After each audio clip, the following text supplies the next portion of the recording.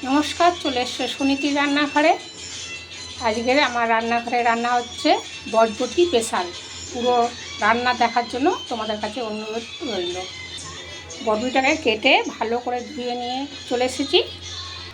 এবার বটবটিটাকে মিক্সার গ্রাইন্ডারে দেবো। তাতে একটু বেশি করে রসুন দিচ্ছি, তারপরে কটা কাঁচা লঙ্কার পাকাটা দিচ্ছি, আর কটা চিংড়ি মাছ দিয়ে দিচ্ছি। এবার এটা একসাথে বেটে নেওয়া হবে। দেখো কত সুন্দর লাগছে পুরো বাটাটা। গ্যাস জ্বালিয়ে দিয়েছি। এবার কড়াইতে তেল দিলাম। অনেকেই বলছে যেটা খেতে কাঁচা কাঁচা গন্ধ লাগবে না, কিন্তু একবার বানিয়ে খেয়ে দেখলে সে তো বোঝা যাবে কাঁচা গন্ধ বেরোচ্ছে কি বেরোচ্ছে না। দেখে তো অনেকে অনেক কথাই বলে। একটুখানি শুকনো লঙ্কা, একটু কালো জিরে ফোড়ন দিলাম।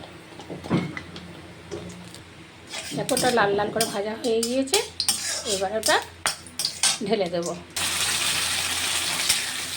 সুন্দর করে ভালো করে নাড়াচাড়া ভাজতে হবে। নাড়াচাড়া করলে এবার এটা একটু অল্প নুন, বেশি নুন দেওয়া যাবে না, যেহেতু এটা খুব অল্প হয়ে যাবে, একটু অল্প হলে।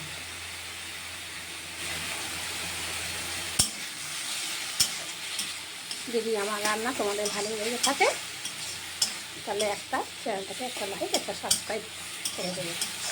কমেন্ট করতে ভুলবে না।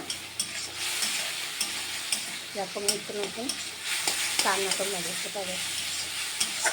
একটু ভালো করে ভাজাভাজি করে নিয়ে গরম ভাতকে আর কিছু লাগবে না, এটাকেই খাওয়া হয়ে যাবে। এত সুন্দর গন্ধ বেরোচ্ছে।